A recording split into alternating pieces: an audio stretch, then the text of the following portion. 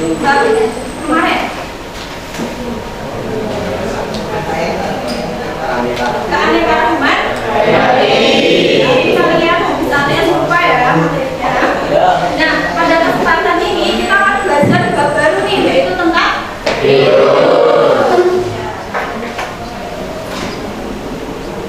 Nah, bagaimana pendapat kalian mengenai gambar nomor 1?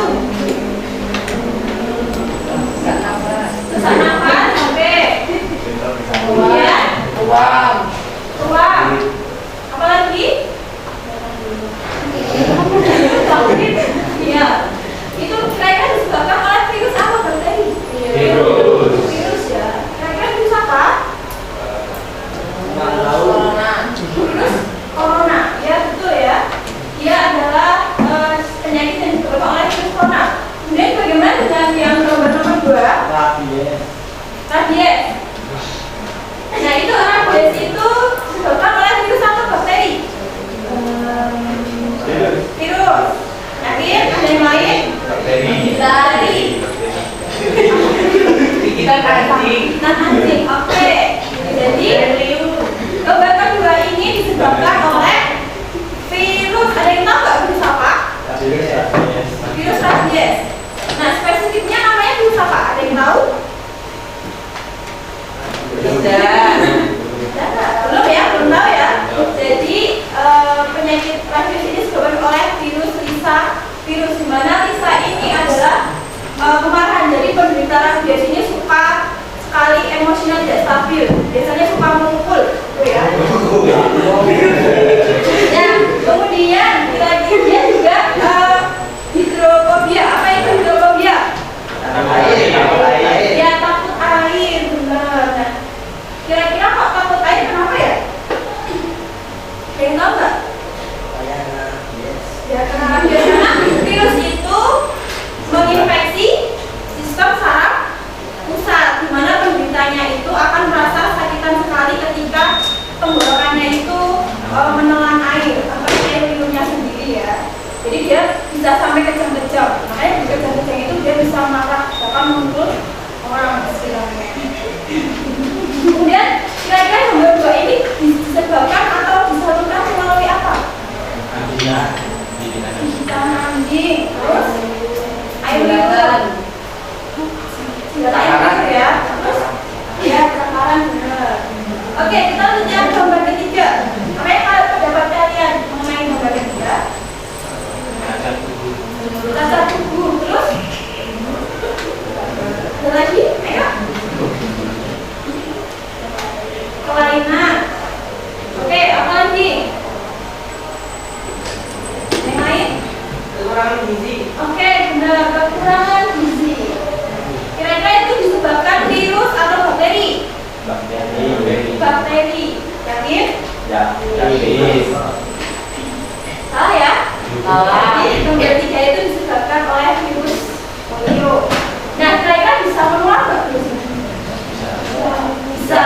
Jadi virus polio ini bisa menular, makanya kita harus berhati-hati. Makanya ketika kalian sudah bayi, saat bayi dan maksudnya saat bayi itu kalian sudah dilakukan vaksin polio supaya tidak terjadi seperti itu. Karena ini sifatnya menular. Jadi nanti kalian terkena bisa meninggal.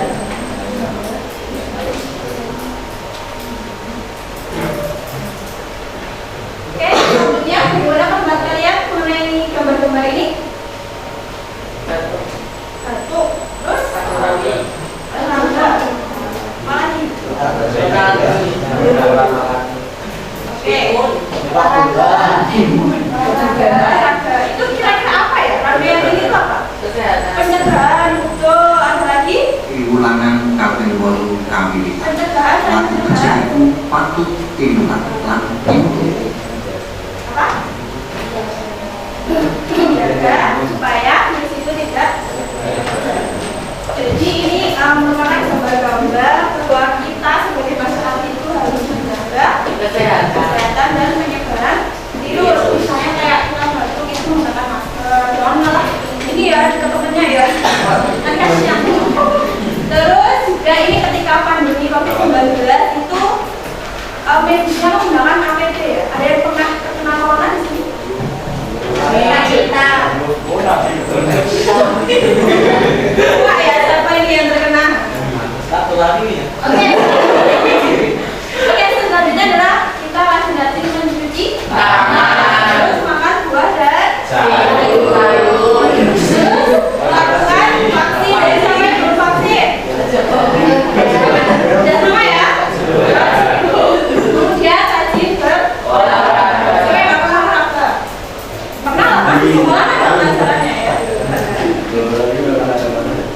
Oke, jadi anak-anak tujuan pembelajaran kita hari ini yaitu mendeskripsikan pengertian dari ciri virus dengan menyimak gambar yang disajikan, kemudian mendeskripsikan perbedaan struktur virus dengan alat peraga.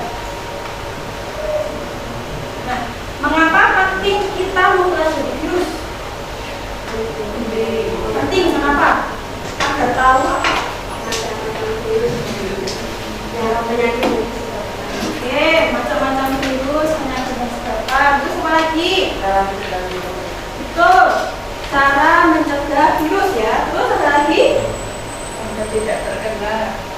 Agar yang mencegah ya, mencegah. Jadi di sini pentingnya kita mempelajari virus itu untuk pemahaman kita menjaga kebersihan supaya tidak terkena virus atau tidak menyebarkan virus. Dan kita juga bisa membedakan antara virus, kuman, dan juga bakteri. Oke, yang pertama di sini ada sejarah virus. Nah, jadi virus sendiri berasal dari kata virion yang artinya memiliki racun. Nah, penemuan virus ini dimulai pada tahun 1883 ya, di mana ada ilmuwan yang meneliti sebuah daun tembakau. Daun tembakaunya itu ternyata berwarna kuning. Nah, itu tuh bintik-bintik kuning itu dia menyebutnya awalnya bakteri, tapi ternyata hasilnya adalah sesuatu organisme yang lebih kecil dari bakteri. Nah, selanjutnya perkembangan ilmuwan lain dia bisa menemukan bahwa sesuatu yang lebih kecil dari bakteri itu namanya virus. Nah, di sini pertama kali virus yang menginfeksi itu tobacco mosaic virus. Nah, kira-kira virus makhluk hidup atau bukan? Iya.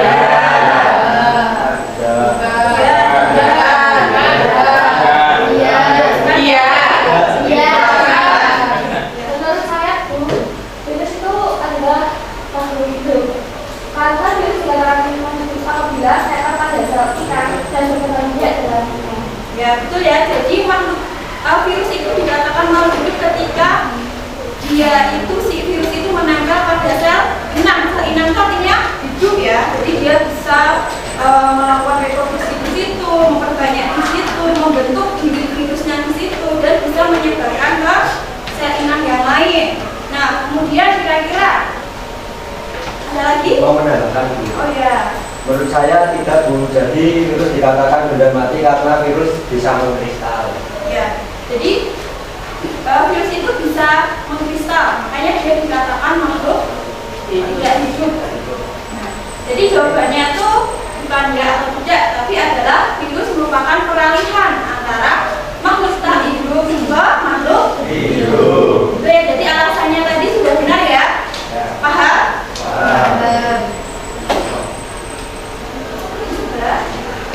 Nah, ini bisa dilihat bentuk virus. Jadi virus ini satuannya adalah nanometer, sedangkan bakteri sudah di mikrometer. Jadi virus itu jelas lebih kecil daripada bakteri.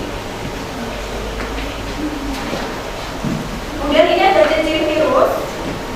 Dia berukuran sangat kecil ya, berkisar antara 20 sampai 300 nanometer. Rendahnya kan? Saya ingin bertanya, Oke. ketika virus di luar tubuh hilang, berarti virus tidak hidup. Apakah kita bisa mengamati struktur virus yang tidak hidup tersebut? Oh iya, pertanyaan yang bagus ya Prisca. Jadi bagaimana sih ketika makhluk hidup itu kita amati, virus itu kita amati ya.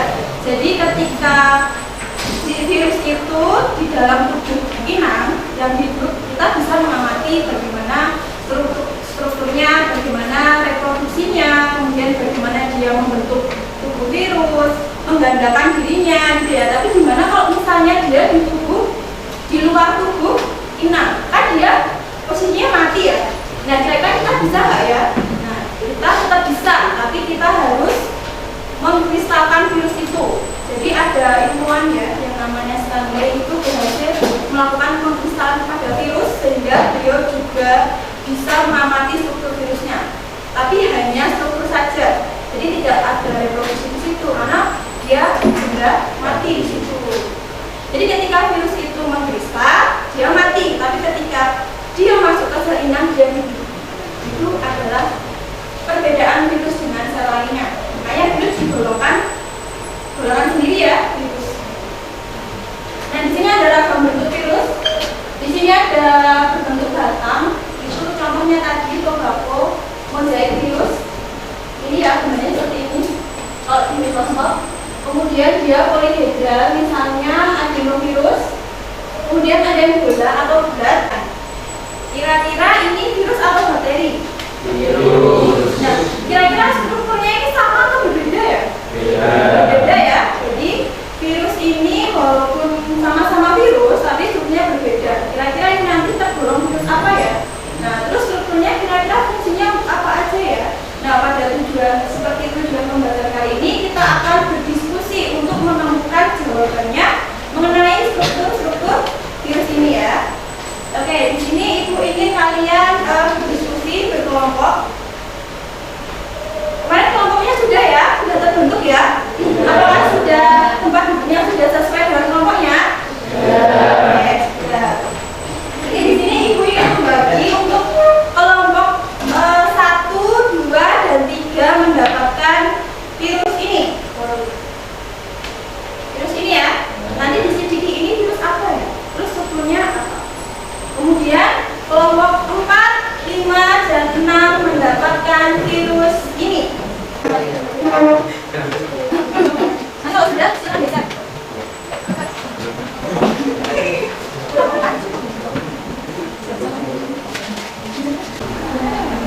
Silakan diskusi kurang lebih 20 menit.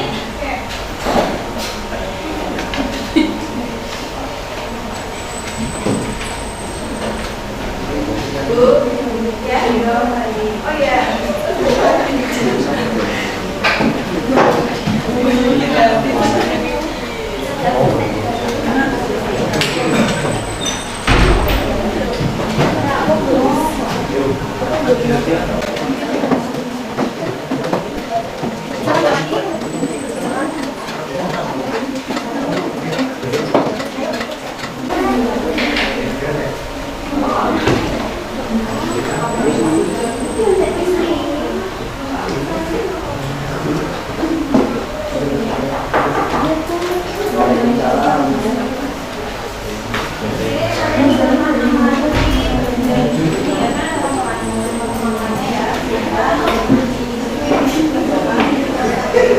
Perwakilan dua kelompok yang nanti akan mempresentasikan mengenai dua virus itu tadi. Siapa yang mau presentasi terlebih dahulu? Saya. Oke, baik, kelompok 2 silakan untuk maju presentasi.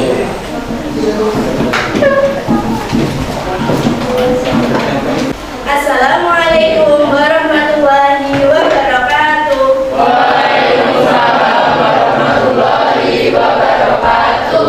Selamat siang teman-teman. Kami dari kelompok 2 akan mempresentasikan hasil diskusi kami mengenai virus corona. Saya ingin bertanya nih, kalian tahu nggak ini virusnya tadi namanya apa? Oke, lalu menyerang apa sih virus tersebut? Bisa dijelaskan nggak lagi? Siap.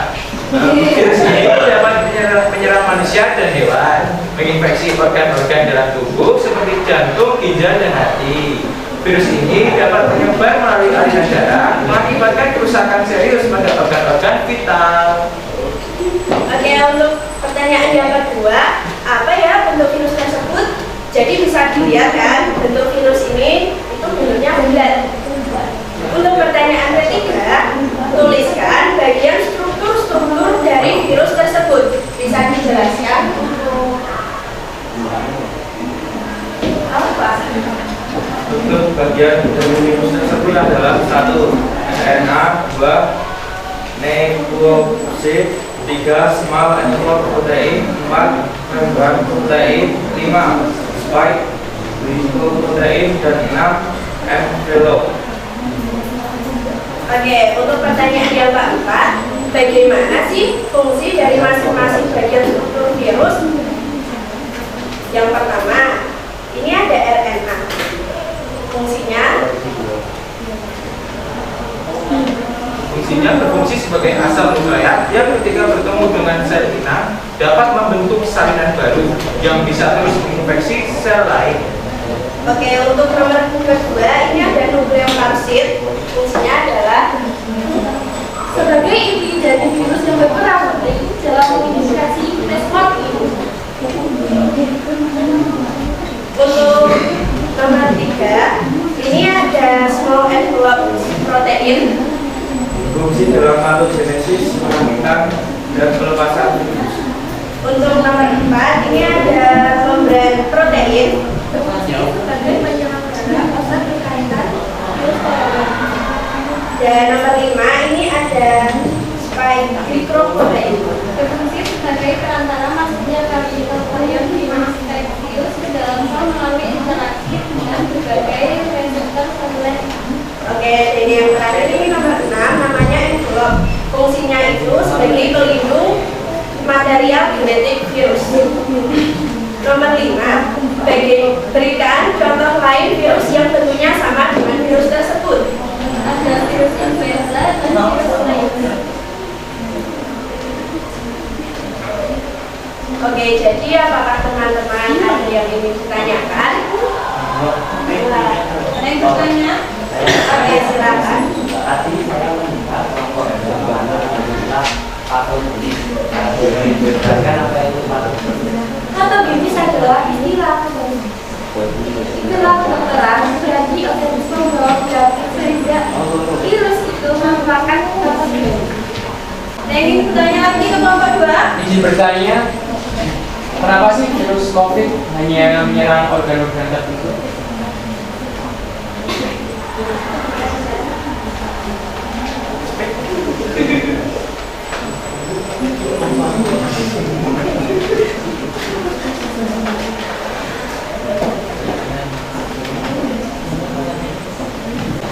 Oke, saya menjawab pertanyaannya.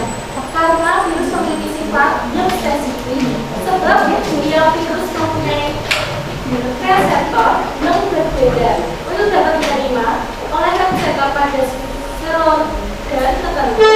Contoh speaker pada virus corona dapat menempel pada reseptor ACE2 pada sel organ bernapas yang membantu virus dapat masuk ke sel tersebut. Oke, apakah jawabannya sudah menjawab? Sudah, terima kasih.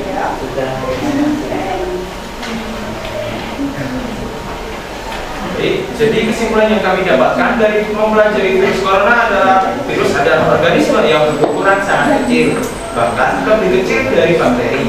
Ukurannya sangat kecil, yaitu sekitar 20 sampai 30 milimikron. Virus bisa menginfeksi makhluk hidup, mulai dari manusia, hewan, tumbuhan, jamur, bahkan bakteri. Virus memiliki variasi dalam segi ukuran, bentuk maupun komposisi kimiawinya. Baik, sekian presentasi dari kami. Terima kasih. Mohon maaf apabila terdapat salah kata maupun ucapan.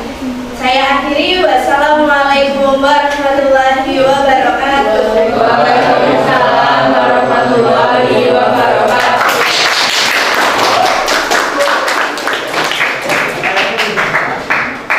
Baik, terima kasih untuk kelompok kedua yang telah mempresentasikan mengenai virus corona dengan sangat baik ya. Oke, sekarang ada satu lagi nih. Siapa yang ingin presentasi? Mewakili teman-temannya. Oke, baik. Kelompok 4 ya. Silakan untuk maju ke depan. Di sini kami dari kelompok 4 akan mempresentasikan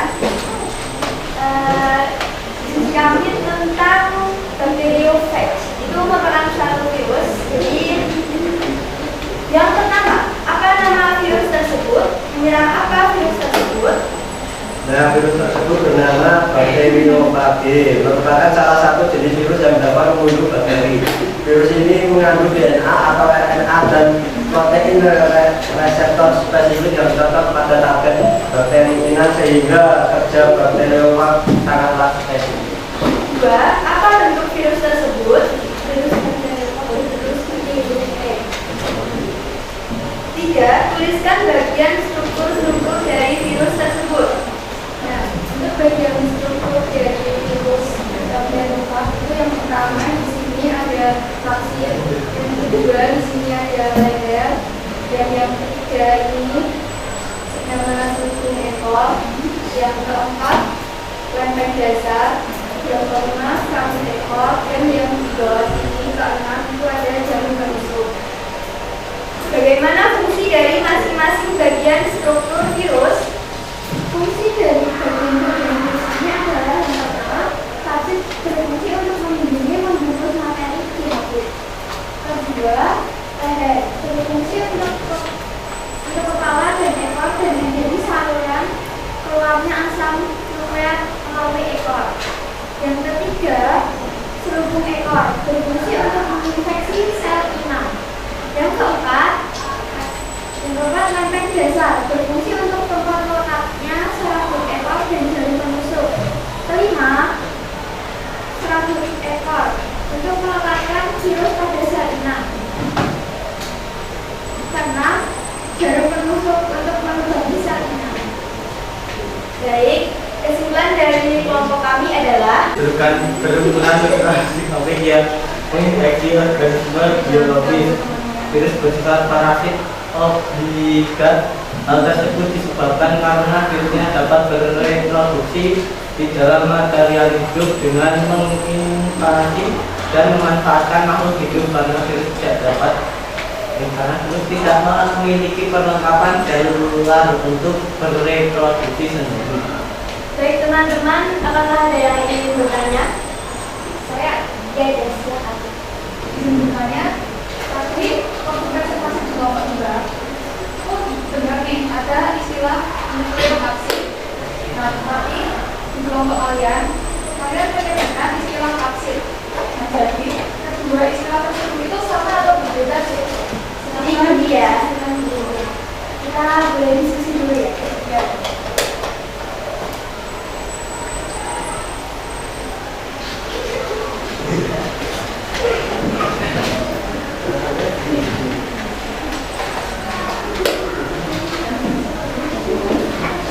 Jawab, kapsid itu hanya berupa protein yang membentuk cangkang yang melindungi material genetik virus.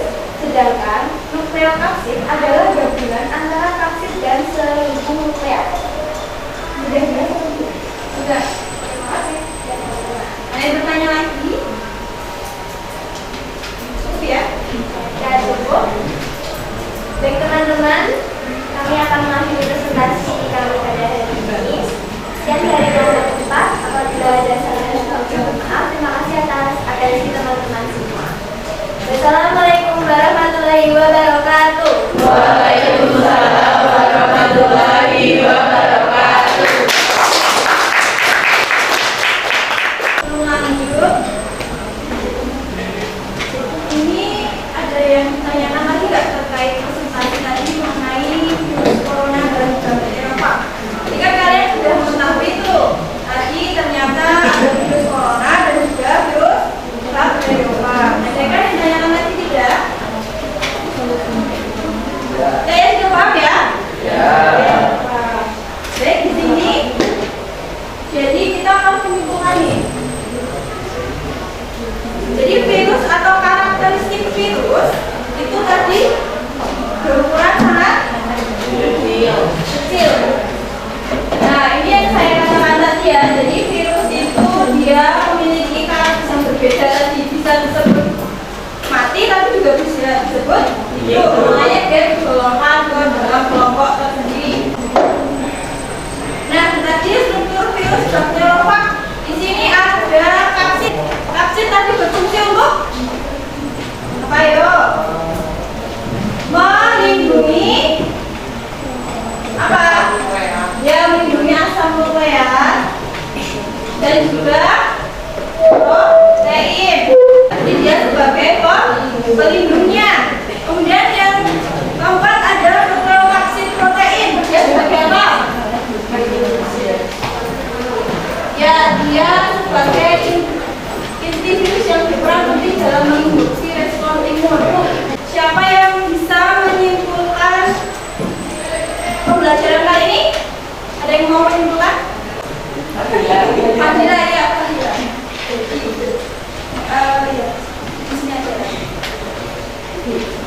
teman-teman, menurut saya virus itu berukuran sangat kecil, berkisar 20 sampai 300 nanometer yang hanya bisa dilihat oleh mikroskop elektron. Lalu tadi ada yang dipresentasikan ada virus corona dan bakteriofag. Jadi virus corona itu strukturnya ada RNA, nukleokapsid, small n protein, membran protein, spike, dan envelop. Untuk bakteriofag itu strukturnya ada kapsid, leher, selubung ekor, rantai dasar, serabut ekor, dan jarum penusuk. Dan sekian. Oke, silakan beri tepuk tangan. Ya, kita akan belajar mengenai reproduksi virus. Jadi nanti ada liptik dan juga lisogenik.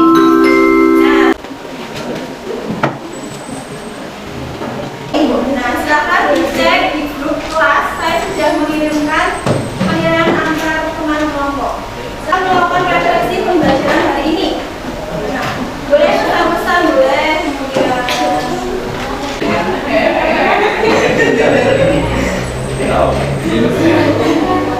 Ya udah sih Wir, kamu baik loh. Kalah. Oke, sudah. Silakan hadap depan semua ya.